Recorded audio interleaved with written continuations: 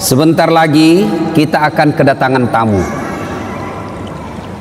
Tamu kita bukan Jokowi, bukan Prabowo, bukan Erdogan, tapi tamu kita bulan suci Ramadan. Tanggal berapa orang puasa? Tanggal berapa? Tanggal berapa? Loh, bet orang-orang di Batam ya. Kecil suaranya. Tanggal berapa? 6. 6 atau 5? Hah? Nah, itulah orang Indonesia. Bingung kita, Pak. Satu Ramadan bingung. Ada yang bilang tanggal 5, ada tanggal 6. Tapi satu Muharram sama semua. Ya. Nah, kita akan kedatangan tamu namanya bulan suci Ramadan. Ibuku di kampung, kalau dia mau kedatangan tamu, maka dia segera berbenah diri. Rumah dipel, spraynya diganti, gorden diganti, bahkan menu makanan pun lain dari biasa. Bahkan dia bilang, potong ku ayam, ada tamu mau datang. Coba, Masya Allah. Memang begitu mestinya kita dalam menyambut tamu, memuliakan tamu kita. Nah, insya Allah dalam hitungan beberapa hari lagi kita akan kedatangan tamu, yaitu bulan suci Ramadan. Bulan suci Ramadan ini banyak sekali namanya. 1. Bulan puasa. 2. Bulan penuh ampunan. 3. Bulan penuh rahmat. 4. Bulan dilipat gandakan segala kebaikan. 5. Bulan ada di dalamnya bulan yang lebih mulia, satu malam lebih mulia daripada 1000 bulan. Banyak macam, subhanallah, banyak sekali nama-nama bulan suci Ramadan ini. Nah, untuk menyambut bulan suci Ramadan ini, apa yang mesti kita lakukan dan apa yang kita lakukan di bulan suci Ramadan? Apa yang perlu kita lakukan, persiapkan? Zaman saya dulu masih sekolah, itu kalau di Makassar kalau mau bulan Ramadan ada yang disebut minggu terakhir. Minggu terakhir itu dia senang-senang. Dia pergi ke pantai, tenggelam, terakhir betul. Ya, ada yang ngambil band, ya, elektron, nyanyi-nyanyi, bakar jagung, macam-macam. Tapi alhamdulillah lambat laun mulai hilang itu. Maka anak-anak milenial sekarang dia gantilah dengan istilah tarhib Ramadan, menyambut bulan suci Ramadan. Cuma saya kalau ceramah ini terganggu konsentrasiku kalau banyak anak-anak lari-lari. Lari-lari sana. Itu bedanya orang Kristen. Itu orang Nasrani kalau dibawa anaknya ke gereja, dikasih duduk itu di sampingnya. Duduk kau nak, dengar itu pastor pendeta ceramah, khotbah. Kalau kita, duduk. Ada bilang mamanya, pima kau main nak. Gila main itu anaknya. Dan begitu ditanya siapa anak itu, tidak ada yang mau ngakui, malu diakui anaknya. Ya, Bapak, saudara-saudara sekalian. Apa yang perlu kita lakukan menyambut bulan suci Ramadan ini? Yang pertama, kita harus mempersiapkan diri secara fisik. Kenapa? Ramadan itu, puasa itu puasa fisik. Puasa itu ibadah fisik. Tidak bisa orang puasa kalau sakit. Iya toh? Maka harus persiapkan fisiknya. Latihan dulu. Orang kalau main bola kan latihan dulu, bos. Mau main futsal, tidak langsung masuk main bola langsung, tidak. Kenapa? Keram kau punya otot, bisa jadi cedera ototnya. Maka ada pemanasannya dulu. Apa pemanasan sebelum masuk bulan suci Ramadan? Maka dimulai dengan apa? Kita puasa Senin Kamis dulu. Memulai dengan puasa-puasa sunnah, supaya masuk Ramadan tidak kaget perutnya. Kenapa? Dia sudah terbiasa, mulai latihan. Maka persiapkan fisik dulu. Yang berikutnya, selain fisik kita persiapkan apa? Ilmunya. Datang di sini, datang pengajian-pengajian begini. Maka adik-adik sekalian, bacalah ilmu, baca kitab. Supaya apa? Masuk Ramadan kita tidak bingung. Adik-adik remaja, belajar fikih, belajar mana yang memakruhkan puasa, mana sunnah-sunnah yang lebih bagus, mana yang mengurangi pahala, puasanya tetap sah tapi kurang pahalanya. Bagaimana hukumnya mimpi basah ketika siang hari? Ini banyak saya lihat anak-anak milenial, anak-anak SMA tuh, Ustaz, bagaimana hukumnya kalau kita lagi puasa siang hari mimpi basah? Ada tuh mimpi basah kalau siang tuh? Iya. Puasanya sah dengan catatan begitu bangun langsung pergi mandi, bangun langsung mandi. Kalau mimpi, kalau kreatif sendiri batal puasamu bosnya. Nah, itu harus ditahu semua itu. Termasuk bapak-bapak. Ada yang tanya, Ustaz, ternyata kalau malam boleh berhubungan suami istri. Ya boleh selama itu kau nikah. Halal. Yang tidak boleh siang. Selesai sholat subuh sampai maghrib jangan kau coba-coba. Kalau kau coba dekat-dekat istri dan kau offside, kartu merah. Apa dendanya? Puasa kau 60 hari berturut-turut. 60 hari berturut-turut. Kalau malam boleh. Maghrib sampai subuh boleh. Tiba-tiba ada bapak-bapak bilang, Ustaz, kalau malam betul boleh.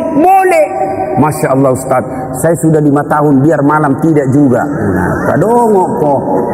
Makanya belajar bos. Ya, itu semua penting kita ketahui. Ustaz, bagaimana kalau menelan ludah pada saat puasa? Itu waktu kecil kan kita bilang kalau menelan ludah batal. Akhirnya kita meludah terus. Kering tenggorokan. Boleh kalau ludah, biar kau kasih keluar lagi, masuk lagi, keluar lagi, masuk. Boleh. Yang penting kau tidak tambah. Misalnya begini, tambah. Batal itu bos. Kalau yang di dalam tenggorokanmu keluar masuk, boleh. Yang penting kau tidak jijik. Keluar lagi. Nah, boleh kalau itu. Ya. Bagaimana kalau sikat gigi di bulan suci Ramadan? Boleh. Yang penting jangan kau telan air. Pura-pura sikat gigi. Mamamu bisa kau tipu, tapi Tuhan Maha tahu. Dia kalau Ramadan dia kumur-kumur 3 kali masuk, 1 yang keluar. Berarti dia korupsi 2 ini. Itu harus tahu ilmunya, semua harus kita tahu. Bapak-bapak ini, ibu-ibu yang pengantin baru harus tahu ilmunya. Mandi junub. Ada yang bilang, Ustaz, katanya kalau Ramadan mandi junub, begitu selesai harus mandi junub. Begitu selesai hubungan suami istri mandi junub. Tidak harus ketika selesai. Nanti mau sholat subuh baru mandi junub. Bukan puasa yang mewajibkan kita mandi junub, tapi sholat subuh yang mewajibkan bapak mandi junub. Ada orang dia bilang begitu selesai mandi sebelah, capek kok itu bos. Pengantin baru sudah buka begitu mandi kok masih baik itu kalau jam 8 pulang taraweh begitu lagi mandi kok lagi. 2 kali mau mandi. Sekalinya mau tidur jam 11 begitu mandi lagi. Bangun jam 2 begitu mandi lagi. Sekalinya mau makan sahur begitu mandi lagi. 5 kali mandi 1 malam. Mesek kok bos. Jadi kapan mandinya? Episode terakhir. Ada juga kalau misalnya cuma ya kok ketawa anak muda, ini urusan orang tua. Nah, ada juga yang misalnya malam, misalnya jam 11 mau tidur. Ya. Kapan mandinya? Apakah sebelum makan sahur? Jadi kalau bapak makan sahurnya jam 2, apakah mandinya sebelum jam 2? Tidak. Bukan makan sahur yang mewajibkan bapak mandi junub. Tapi kapan? Sebelum sholat subuh. Jadi saya ulangi, sholat subuh yang mewajibkan ibu bapak wajib mandi junub, bukan karena puasa. Itu harus ditahu semua. Maka sebelum masuk puasa belajar. Ya. Nah, persiapan secara fisik, kemudian persiapan ilmu, mendatangi majelis-majelis, mendatangi kajian-kajian. Tidak ada kajian maka silakan googling, cari kok di YouTube, ceramah-ceramah, cari kalau ada perbedaan pendapat, bandingkan lagi. Menurut Ustadz Abdul Somad ini, menurut Adi Hidayat ini, menurut Khalid Basalama begini. Sudah itu, yang penting kau ikhtiar, sudah berusaha mencari ilmu, kau ragu, ikhtiar, salatlah, minta petunjuk dan hidayah dari Allah. Sudah itu, hakul yakin, jangan lagi ragu. Ini sekarang kan sudah banyak ustadz-ustadz kondang kok. Iya toh? Cuma jamaah sekarang bukannya mengamalkan ceramahnya Pak Ustadz, dia jadi yuri. Dia menjadi tim penilai. Wah, kalau ini ceramah bagus, kalau ini bikin ngantuk, kalau ini jelek, kalau ini. Memangnya kau menjadi festival penceramah? Amalkan ilmunya orang, bukan membanding-bandingkan. Ya. Sebelum masuk Ramadan. Berikutnya lagi, sebelum masuk Ramadan, apa yang perlu kita lakukan? Cari musuhmu. Cari bombe. Apa sih? Yang kau tidak bertutur sapa. Musuh. Gara-gara pilpres. Satu dukung Jokowi, satu dukung Prabowo. Bertengkar di grup. Akhirnya ketemu ndak baku sapa. Assalamualaikum, dia tahu kalau saya tunda dulu salamku deh, karena nanti saya baku hadapan, nanti selesai baru assalamualaikum. Padahal duduk samping. Selama masih musuhan, minta maaf. Kalau bapak masih musuhan masuk Ramadan, sah puasanya, tapi sayang amal-amal Ramadannya tidak dicatat. Nanti dicatat di buku amalnya setelah dia baikan sama musuhnya, termasuk yang suami istri. Itu di Sulawesi ada orang bertengkar sama istrinya gara-gara beda capres. Ya, ibu, bapak-bapak yang pernah sakiti istri minta maaf. Minta maaf sebelum masuk Ramadan. Bagaimana cara minta maafnya? Jabat tangannya, senyum, pandang matanya, jangan jabat tangan. Senyum kok bos. Ada orang jabat tangan menakutkan matanya. Oh ya, kok tidak ikhlas itu, senyum. Sudah itu apa? Salawat kepada Nabi. Allahumma sholli ala sayyidina Muhammad wa ala ali sayyidina Muhammad. Berikutnya sebut judulnya dosa. Bu, maafkan saya bu. Kata istrinya, kenapa pak? Apa judulnya? Ndak enak saya ngomong sama kau ibu. Sebut, kata Ustaz Dasar, harus sebut. Ndak enak. Betul kau ndak apa-apa? Ndak apa-apa pak. Apa? Mohon maaf ibu, saya pernah selingkuh. Dia bilang istrinya, ndak apa-apa bang, saya maafkan. Memang begitulah makhluk biasa, namanya manusia. Kadang-kala kita hilap. Saya maafkan bang, karena 2 bulan yang lalu saya juga selingkuh. Ya. Nah, selain itu Bapak Ibu sekalian, maka selainnya pertama persiapkan ilmu, persiapkan fisik, bersilaturahim. Itu yang kita lakukan. Nah, masuk Ramadan, maka yang harus banyak kita lakukan, pertama banyak-banyaklah berdoa. Doa kadang-kala tidak diijabah gara-gara apa? Kita tidak tahu etika dan tata cara dalam berdoa. Kita harus tahu apa penyebabnya doa cepat diijabah. Saya ingin menceritakan sebuah kisah yang pernah dituturkan oleh Rasulullah Muhammad SAW. Abdullah bin Umar berkisah. Abdullah bin Umar ini anaknya Umar bin Khattab. Dia bercerita, Abdullah bin Umar, suatu kali kami mendengar Rasulullah SAW berkisah bahwa ada 3 orang pemuda melakukan musafir, perjalanan jauh. Tiba waktu malam, maka mereka mencari penginapan, tidak ada rumah. Maka mereka nginap di dalam gua. Tahu gua? Tahu gua, Dek? Tahu? Itu batu, lubang dalam gunung. Masuklah mereka bertiga, karena waktu itu tidak ada hotel. Masuk bertiga. Begitu mereka tidur, bangun. Saat bangun, didapatinya pintu gua sudah tertutup oleh batu. Jadi anggaplah ini, ya anggap. Ini mulut gua tertutup batu. Mereka bangun, masya Allah. Inna lillahi wa inna ilaihi rajiun. Tertutup pintu. Dia dorong, tidak bisa terbuka. Dorong lagi, tidak bisa terbuka. Akhirnya satu di antara mereka berkata, ayo kita minta pertolongan Allah. Bagaimana caranya? Mari kita berdoa. Majulah orang pertama berdoa. Ya Allah, saya pernah mengurusi ibu saya. Saya bekerja di pasar.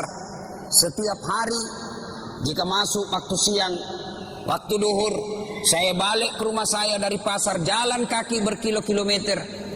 Saya suapi ibu saya makan. Saya tuntun ibu saya makan. Selesai saya beri makan, saya kasih pakaian yang rapi. Lalu saya tuntun sholat duhur. Selesai semuanya, selesai makan, selesai sholat duhur, saya balik lagi ke pasar, mengurus dagangan saya. Tiap hari aku lakukan itu, ya Allah. Ya Allah, sambil dia kenang kebaikannya ini, dia berdoa kepada Allah. Ya Allah, jika mengurus orang tua, melayani ibu saya adalah kebaikan di sisimu, dan engkau merasa pantas membalasnya, maka saya mohon kepadamu ya Allah, kabulkan doaku, bukalah pintu gua ini. Tiba-tiba pintu gua bergerak, terbuka, belum, hanya geser sedikit, tapi belum bisa dilalui manusia. Selesai berdoa, dia tunjuk orang kedua. Mas bro, kau lagi berdoa. Maju orang kedua berdoa. Ya Allah, saya pernah mencintai seorang perempuan yang tak lain adalah sepupuku sendiri. Saya sangat menyayanginya. Aku ingin sekali bersamanya. Dan dua satu ketika datanglah perempuan ini meminta tolong kepadaku. Mas, tolonglah saya, pinjami duitmu. Saya butuh sekali duit. Katanya ini anak muda, boleh saya pinjami kamu, tapi dengan catatan temani saya tidur satu malam. Bagaimana caranya? Aku bukan muhrim. Terserah. Mau kau saya bantu? Itu. Kalau kau tidak mau, tidak usah. Saya tidak pinjami kau. Karena butuh sekali ini perempuan. Akhirnya oke, saya terima persyaratannya. Maka ketemulah mereka di tempat yang mereka telah sepakati, pada jam yang mereka telah sepakati. Datanglah ini perempuan, mulai dengan berpakaian cantik sampai telanjang bulat. Telanjang bulat, bukan telanjang segitiga, telanjang bulat. Saya tidak tahu juga, jangan kau tanya saya kenapa disebut telanjang bulat. Saya juga tidak tahu kenapa, karena memang sudah begitu sejak lahir. Ditanya saya, kenapa orang tidak bilang telanjang segitiga ya? Telanjang segi empat atau telanjang persegi empat, telanjang bulat. Tidak tahu kenapa, jangan kau tanya saya tidak tahu jawabannya. Dia sudah telanjang bulat ini perempuan, ini laki-laki sudah mau mendatanginya. Tiba-tiba laki-laki ini seolah-olah melihat rambu lalu lintas. Huruf P silang warna merah, dilarang parkir. Oh tidak jadi ini laki-laki. Astagfirullah. Dia tinggal, dia palingkan pandangan. Dia bilang, ini duit, ambil ini duit. Bagaimana? Tidak jadi. Terlanjur nih. Tidak jadi. Jadi, kau tidak usah utang, ambil saja ini duit. Saya bantu kau lillahi ta'ala. Kira-kira kalau kau bos, tak kalah nih deh. Masya Allah. Dia tinggalkan sambil mengenang kebaikannya itu. Lalu dia berdoa kepada Allah, ya Allah, jika pada saat itu saya mampu mengendalikan diri, saya tidak berzina padahal dia sudah di depan mata saya tidak berzina karena saya takut kepadamu ya Allah. Jika itu adalah kebaikan di sisimu, saya mohon kepadamu ya Allah, kabulkan doaku, bukalah pintu ini. Akhirnya bergetar lagi tuh pintu gua, tapi belum bisa dilewati. Maju orang ketiga. Kau yang terakhir. Majulah orang ketiga. Ya Allah, saya pernah punya pegawai.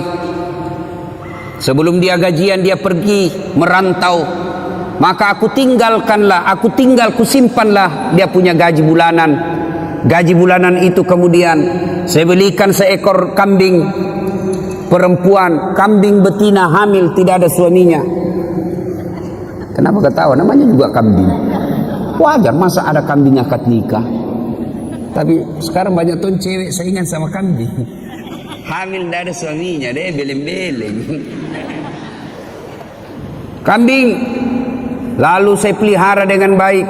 Mulai dari 1 ekor, beranak pinak menjadi puluhan ekor, kemudian menjadi ratusan ekor. Pada saat jumlahnya sudah ratusan ekor, datanglah pegawai saya ini menagih dan meminta gajinya. Mana gajiku? Lalu dia berkata, tuh gajimu, tuh ada di kambing. Ada semua itu kambing di lapangan. Maksudnya apa? Itu gajimu itu hari yang duitmu saya belikan kambing lalu beranak pinak. Itu semua kambingmu itu. Benar, iya itu kambingmu semua ini. Iya ambil semua. Dia ambil semua itu kambing, tidak tersisa satupun. Ini juga orang tidak tahu berterima kasih. Masa kau tidak simpan 1 ekor? Dia ambilnya semua. Ya Allah, jika memelihara amanah, jika memelihara amanah dan tanggung jawab adalah kebaikan di sisimu, dan itu patut mendapat balasan, maka balaslah kebaikanku ini dengan mengabulkan doaku, ya Allah, bukalah pintu gua ini. Alhamdulillah, pintu gua bergeser. Alhamdulillah lagi, mereka sudah bisa keluar. Nah, ini hadisnya Imam Bukhari pada nomor hadis kalau saya tidak salah 119. Dikisahkan ini. Nah, dari kisah ini apa pelajaran yang bisa kita ambil? Apa pelajaran yang bisa kita petik dari kisah ini? Pertama, ternyata tidak ada manusia yang tidak ada masalahnya.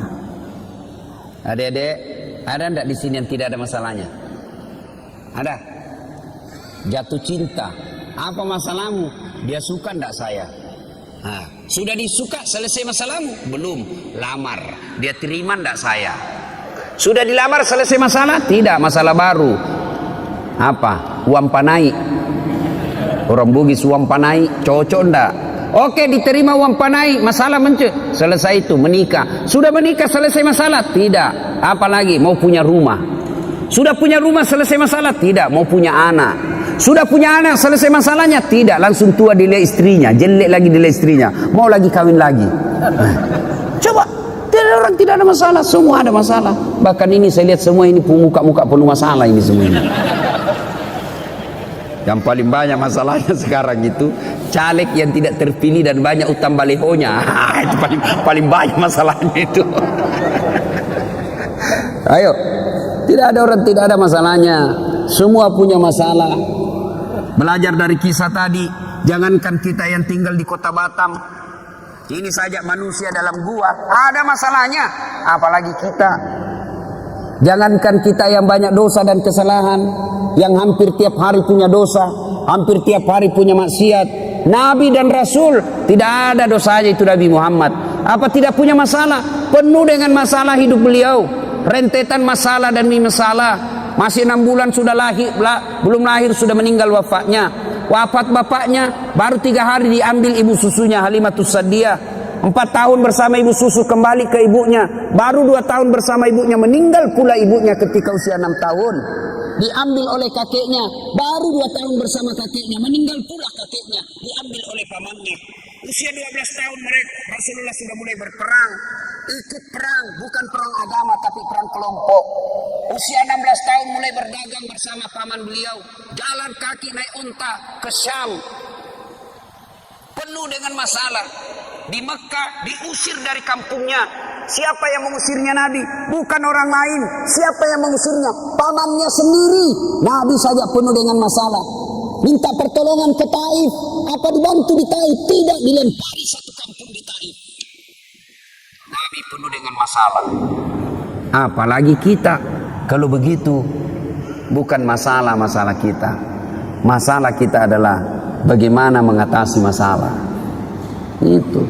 Kalau Nabi ada masalahnya, beliau ambil wudhu, sholat, hajat, minta pertolongan kepada Allah. Kita ada masalah, ambil HP, update status, berdoa di Twitter, berdoa di Facebook. Sedikit-sedikit, ya Allah lindungilah suamiku, ya Allah murahkan rezekiku. Update status lagi, ya Allah halalkan segala usahaku. Sibuknya itu Tuhan membaca statusmu. Berdoa di status bos, berdoa di atas sajadah selesai sholat. Maka adik-adik ketika ada masalah, diajarkan dari kisah ini, semua ada masalah. Tidak ada manusia yang tidak ada masalahnya. Kamu pikir Ustadz tidak ada masalahnya? Ustadz juga banyak masalahnya. Satu hari dikasih 5 ceramah, masalah itu juga itu. Capek orang bos. Coba kadang-kala datang capek kita, selesai ceramah disuruh lagi selfie. Selfie sudah selfie lagi selfie. Orang sudah keringatan, capek, selfie. Disuruh senyum, orang capek ini. Coba. Semua orang punya masalah.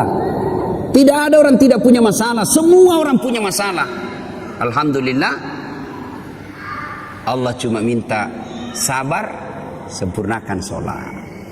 Ya, ada masalah, ngadulah kepada Allah, berdoalah kepada Allah. Ya. Belajar lagi dari kisah ini. Ternyata dalam berdoa boleh menyebut kebaikan. Dalam berdoa ibu boleh menyebut kebaikan, tapi bukan menyebut kebaikan kepada manusia, tapi menyebut kebaikan kepada Allah. Yang berdosa yang tidak boleh, bapak cerita ke tetangga, kau tahu Dasat Latif itu dari Makassar, itu jadi ustadz. Saya kasih sekolah itu dari SD sampai SMP. Saya lihat itu dia tidak ada papanya. Saya yang kasih sekolah, tidak jadi manusia itu kalau bukan saya. Tidak boleh begitu, tidak boleh.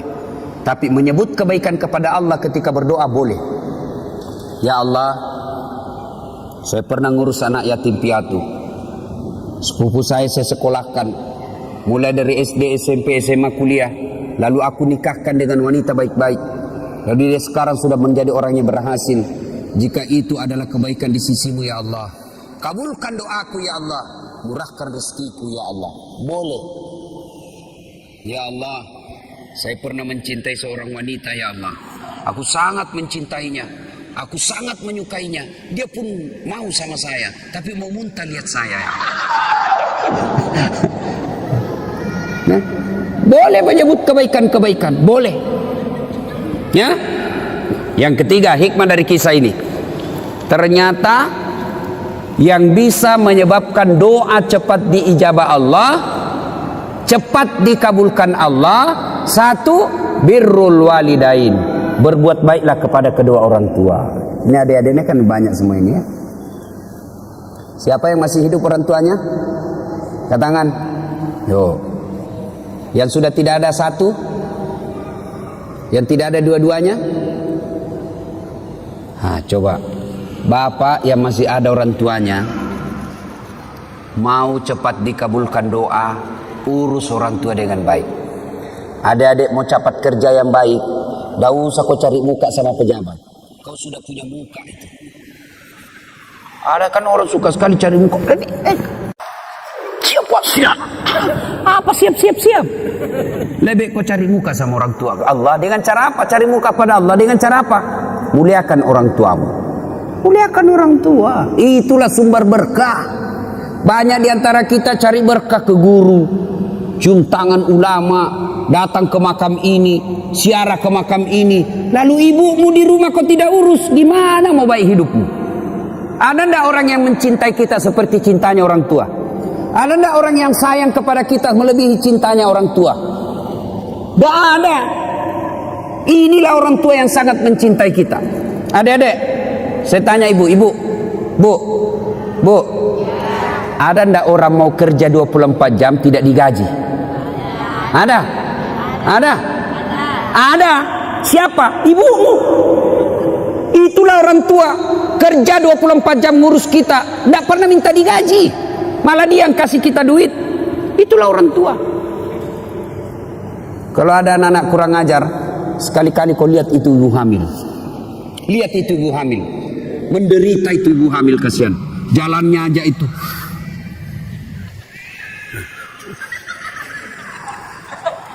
Coba tuh.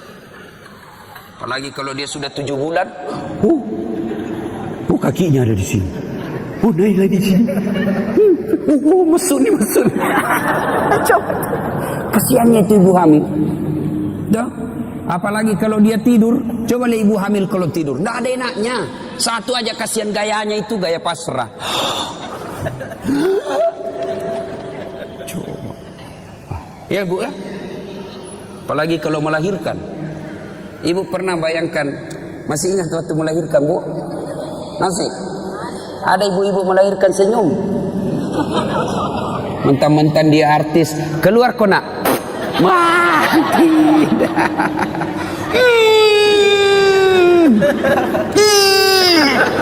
Dia bilang ibu bidan, ya ulang lagi. Gigi besi. Coba itu. Begitu anaknya lahir cacat, apa dia tempelin? Kurang ngajar, 9 bulan kau ganggu, kau siksa saya, tidak ada telingamu. Tidak, justru yang cacat paling dia sayang. Apa ada ibu-ibu meninggal anaknya yang catat, alhamdulillah untuk gue cepet mati? Enggak, justru yang catat paling dia sayang. Coba. Ya, makanya kalau ada anak-anak kurang ajar sama orang tuanya, pantas ketika Allah buat hidupmu susah. Baik-baik sama orang tua, ya. Ini cewek-cewek, jangan sampai kalau lebih sopan sama bapak, lebih sopan daripada cowokmu, daripada bapakmu. Kalau bapaknya nasihati, apa kata? Apa sih bapak tahu? Itu dulu, belum ada medsos dulu. Sekarang sudah modern pak, beda zamannya bapak dulu.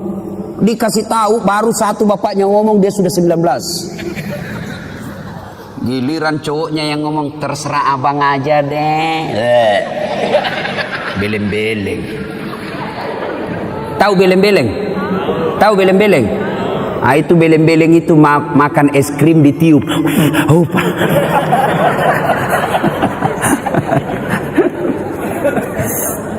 Iya. Berbuat baiklah sama orang tua. Adik-adik, bagaimana cara berbuat baik sama orang tua? Satu, suara tidak boleh lebih keras dari ibu. Itu jelas, itu protapnya. Dalam Quran sudah jelas sekali protapnya.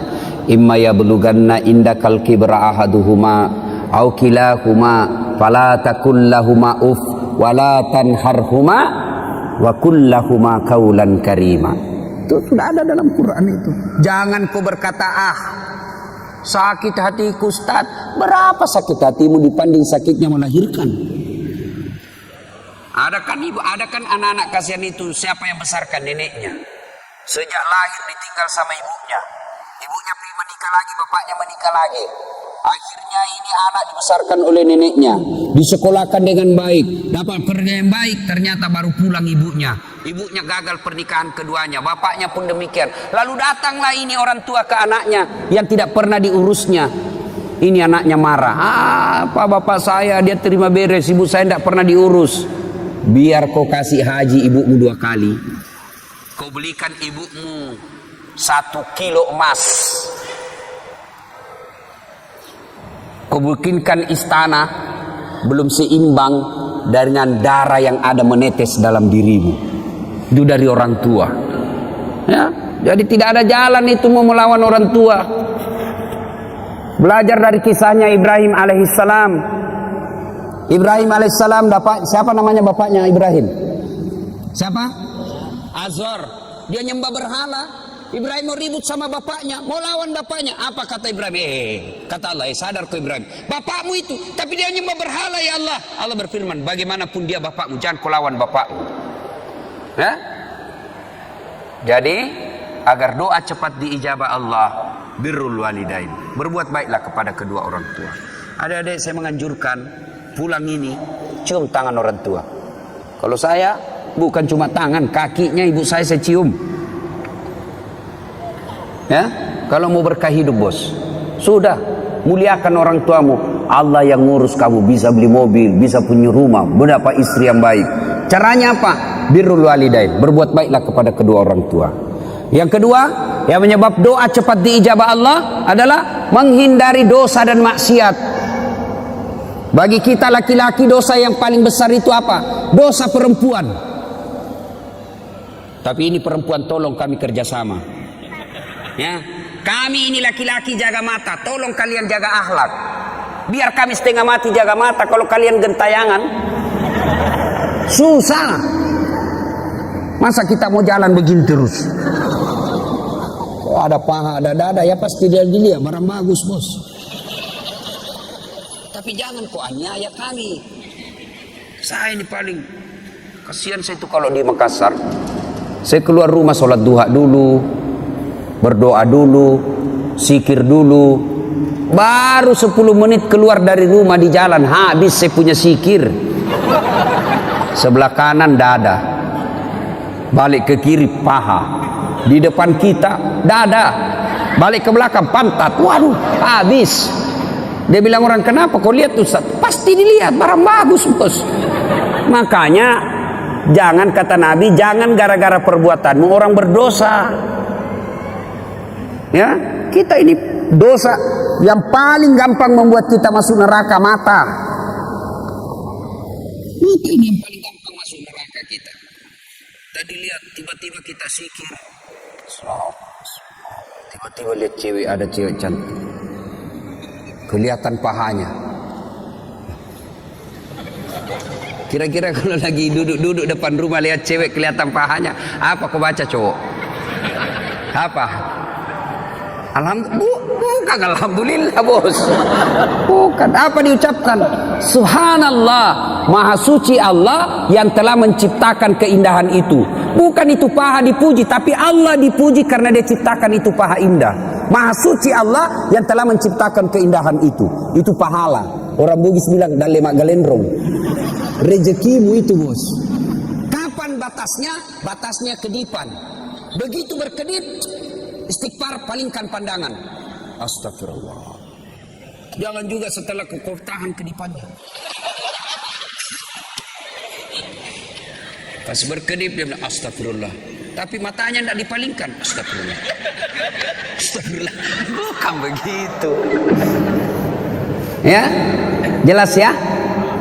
Menghindari maksiat, menghindari dosa. Dan dosa buat kita ini anak muda, yang paling besar peluang kita berdosa adalah zina. Perempuan. Makanya adik-adik sekalian yang sudah sarjana atau sudah tidak punya cita-cita untuk kuliah, tamat SMA, dan kau sudah mulai pintar berdewasa mencari-cari nafkah, segeralah menikah. Tidak usah khawatir, rezeki Allah yang ngatur. Nah, menghindari maksiat, menghindari dosa. Dan yang ketiga yang membuat doa kita cepat diijabah Allah adalah memelihara amanah. Amanah tidak mesti jabatan. Ini kita semua ada amanah kita, tanggung jawab kita ada. Ibu bapak orang tua tanggung jawabnya apa? Ngurus anak. Ketua RT amanahnya apa? Ngurus rukun tetangga. Caleg amanahnya apa? Suara rakyat. Itu semua amanah. Orang yang memelihara amanah maka akan mengabulkan, akan menyebabkan cepat doanya dikabulkan Allah. Saya bukan caleg Ustadz, anggota DPR bukan, ketua RT bukan, ketua organisasi bukan. Apa amanah yang Allah berikan kepada kita? Amanah yang Allah berikan kepada kita adalah anggota tubuh. Ini semua nanti akan ditanya. Mata kita akan ditanya, tangan kita akan ditanya, kaki kita akan ditanya. Dalam Al-Quran kan Allah jelaskan, Bismillahirrahmanirrahim, Al-yawma nahtimu ala afwahihim wa tukallimuna aydihim wa tashhadu arjuluhum bima kanu yaksibun. Tangan kita akan bicara, mulut kita akan bicara, kulit kita akan bicara atas segala nikmat. Nikmat itu amanah yang Allah berikan kepada kita. Mata ini amanah yang Allah berikan, maka jangan dipergunakan kecuali yang bermanfaat. Cara membersihkan anggota tubuh dari dosa. Anggota tubuh ini dibersihkan dari dosa dan kesalahan. Bagaimana caranya? Salah satu caranya ketika wudhu. Berapa kali minimal kita wudhu? Berapa kali minimal wudhu ibu? Berapa? Minimal 5 kali. Sholat 5 waktu. Maka Nabi mengajarkan setiap wudhu kau doa. Mulai dibasuh tangan, jari-jari mulai. Itu sudah diajarkan doa. Ya Allah, ampuni dosa yang telah dilakukan tangan saya. Tangan kanan jari-jarinya masuk, jari-jari kiri masuk. Yang panjang kukunya hati-hati, bisa masuk setan di situ. Sambil berdoa, ya Allah, ampuni dosa yang telah dilakukan tangan saya. Apa dosa tangan? Orang Makassar bilang kokbi. Apa kokbi? Colek. Teman SMA dicolek. Coleknya dengan nafsu. Bisa itu dibedakan bos, colek teman dengan colek syahwat. Kalau colek teman sedikit saja dia. Kalau colek nafsu pak 5 jari. Nah itu colek nafsu itu.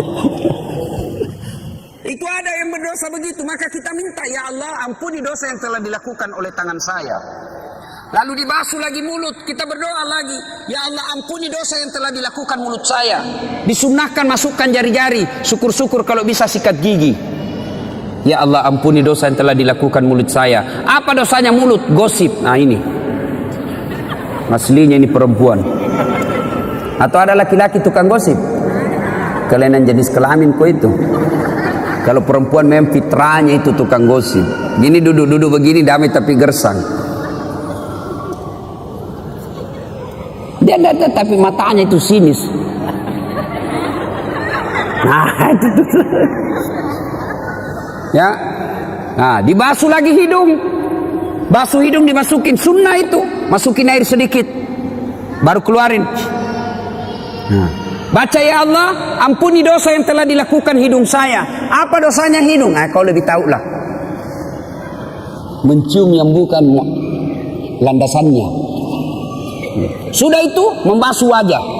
Nah, ini yang paling banyak. Ya Allah, ampuni dosa yang telah dilakukan oleh mata saya dan putihkanlah wajah saya di padang mahsyar kelak. Nah, apa dosa mata? Ngintip.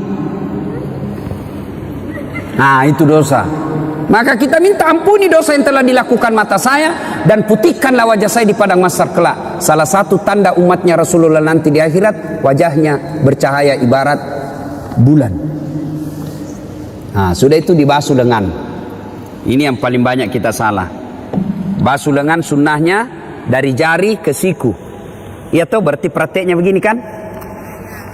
Tapi yang kita praktek apa? Siku ke jari, buka keran.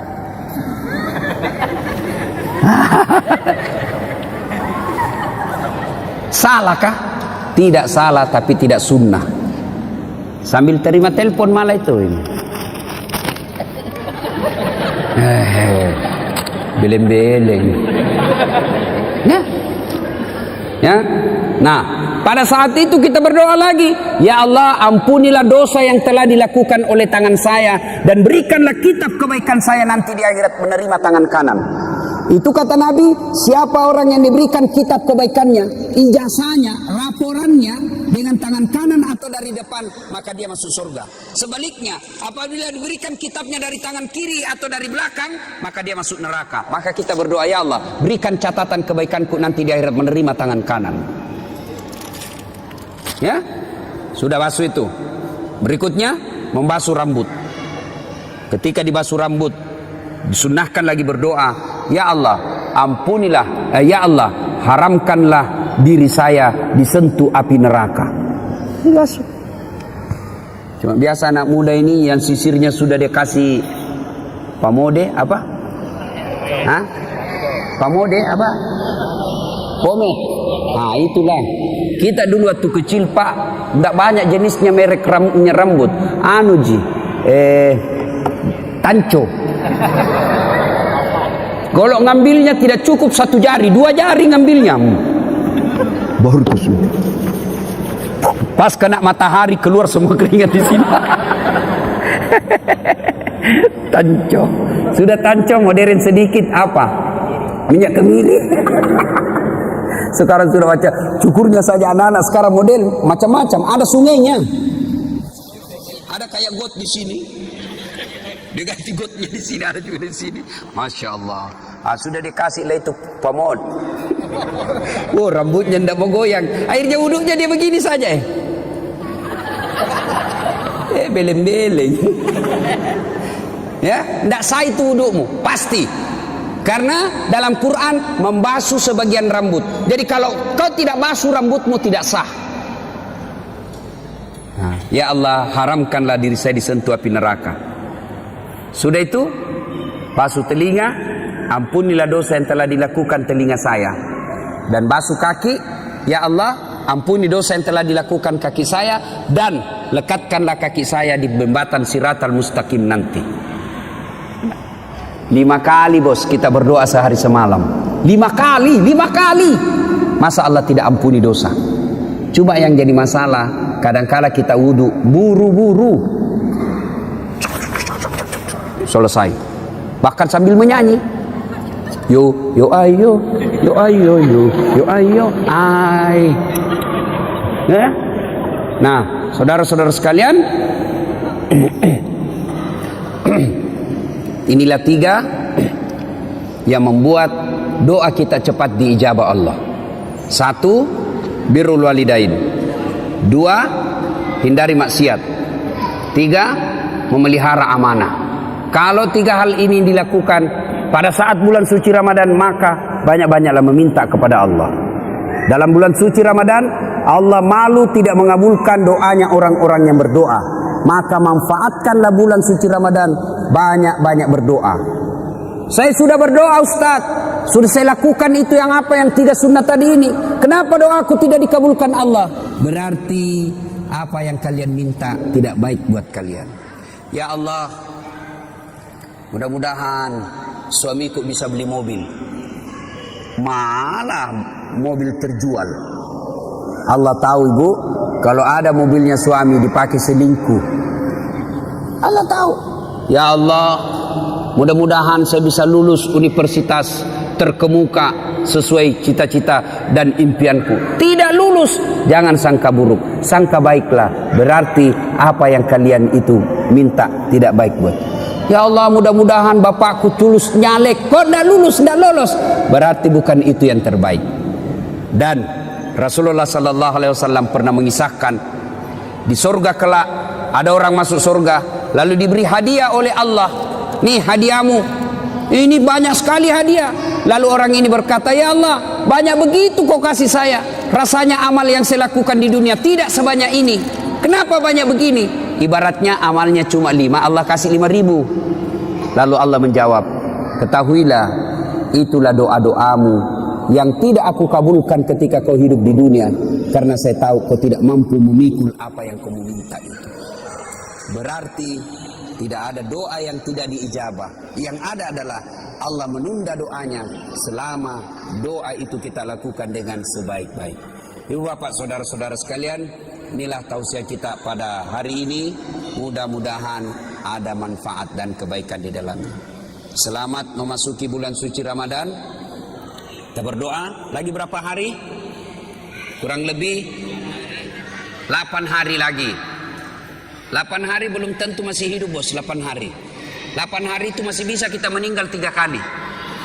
Maka salah satu doa yang diajarkan menjelang Ramadan, ya Allah, pertemukan aku bulan suci Ramadan, panjangkan umurku supaya saya bisa menikmati bulan suci Ramadan.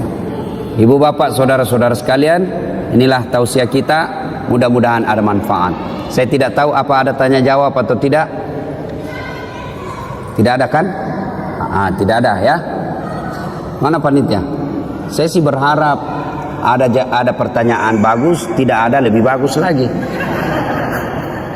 Capek saya ini. Asli ya. Mungkin pengaruh umur. Dulu saya pernah ceramah di Makassar 13 kali satu hari. Nah, sekarang mulai capek saya kalau terlalu banyak. Dan ternyata kualitas ceramah itu juga dipengaruhi oleh kualitas kelelahan kita. Kalau mulai lelah, otak pasti tidak bisa maksimal. Kalau ada mau bertanya silahkan. Ada sesi tanya jawab? Tidak. Kalau dulu di Unhas Teknik ya. Ya saya sudah ingat. Bukan saya, karena tadi itu bos matahari dari sana lebih terang, jadi silau. Nah, saya sudah ingat ya. Nah, ini teman saya yang termasuk cerdas, lebih cerdas dari saya. Cuma beruntung saya jadi ustaz. Ya, dulu waktu saya SD kecil pak, kecil memang kecil, sampai sekarang masih kecil. Ya. Nah, amalan-amalan apa? Tentu amalan-amalan yang disunahkan Rasulullah itu yang dalil-dalilnya kuat adalah qiyamul lail. Apa itu? Salat malam. Ya, mau tahajud boleh, tarawih jangan sampai lepas itu tarawihnya.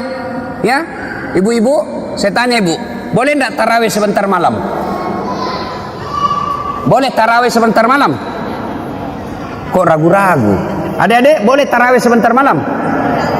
Tidak boleh bos.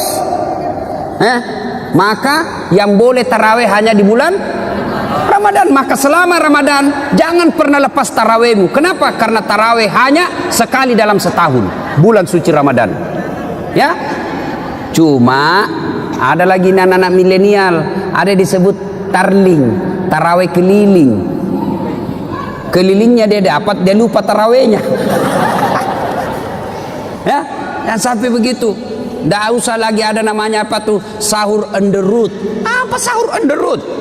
Siapa dari mana belajar itu? Itu nih artis kau pelajari.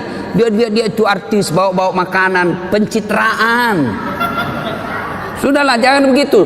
Maka satu, kita to the point. Ibadah-ibadah yang paling dianjurkan Nabi, salat lail. Ya.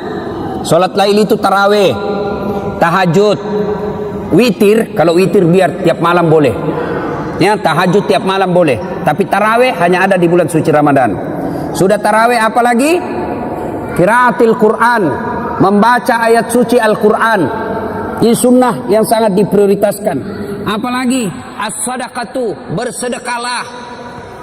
Ya, ibu-ibu kenapa miskin ibu? Karena ibu selalu mental miskin. Tidak ada duit, minta kasihan. Nah, maka ibu miskin. Coba kalau selalu sedekah, mau 5.000, mau 1.000 terserah. Adik-adik biasakan sedekah, mulai dari kecil. Kau dapat duit dari bapakmu 10.000, sedekahkan 100 perak. Mulai belajar sedekah. Allah tidak lihat berapa jumlahnya, yang Allah lihat keupayamu untuk bersedekah. Ya. Apalagi ibadah-ibadah yang disunnahkan, doa. Banyak-banyak berdoa. Yang keenam, apalagi banyak-banyak bertobat. Taubat itu taubat bilisan. Astagfirullahaladzim. La ilaha illa anta subhanaka inni kuntu minadz dzalimin. Itu enaknya kalau kita pakai begini. Coba lihat kalau pegang begini. Otomatis itu kita langsung zikir. Astagfirullah. Tidak ada orang pegang begini dalam kote 2. Terang bulan 1 bungkus. Nah, ada itu ya. Nah, meskipun ada juga orang bilang bid'ah. Bid'ah ini tidak ada pada zaman Nabi. Bid'ah. Biar Biko bilang bid'ah. Yang penting saya lakukan. Kalau mau bilang bid'ah boleh. Yang penting jangan aku bilang sesat. Ini kan gampang sekali orang kadang-kala menyesatkan sesamanya muslim. Nah, banyak lagi ibadah-ibadah sunnah-sunnah yang dilakukan. Tapi prioritas itu yang dilakukan sudah cukup. Lebih dari cukup. Ya. Terima kasih bos. Semenit. Wah. Mau tahu? Coba lihat rahasia Allah. Mana pernah kita pikir ketemu saya di sini di Batam? Mana pernah? Tidak pernah kita bayangkan dulu waktu SD kita tinggal dengar aja namanya Batam, tidak pernah. Ya. Jadi Allah punya rencana, maka hidupmu tenang kalau kau pasrahkan saja kepada Allah. Ada lagi bu? Ibu, itu ada satu. Ya. Apalagi bu? Sebelum masuk Ramadan. Tuh. Nah, ibu supaya dapat pahala gampang, saya ajari ibu. Itu kalau ditunda-tunda bayar kalah, bayar lepas, biasanya repot balas bayarnya. Memulai puasa lagi tuh repot. Maka gimana caranya ibu? Begitu selesai Idul Fitri, oke, tunggulah 1 minggu, 1 minggu sampai habis kue. Kan karena 1 minggu ini banyak serangan. Tapi saya yakin ini Lebaran kali ini sedikit orang bikin kue. Kenapa? Banyak musuhan tetangga gara-gara pilpres. Jadi tidak datang bertamu. Sudah masuk 1 pekan, maka ibu langsung ganti puasa. Ya, ganti puasa. Nah, kenapa dianjurkan di bulan Syawal? Karena ibu dapat pahala ganda. 1, pahala ganti puasa. 2, pahala Syawal. Dengan cara ibu ganti puasa, niatnya ganti puasa di bulan Syawal. Kalau ibu ganti puasa, niat ganti puasa di bulan Syawal, maka ibu dapat pahala ganda. Dapat pahala puasa Syawal dan juga dapat pahala ganda.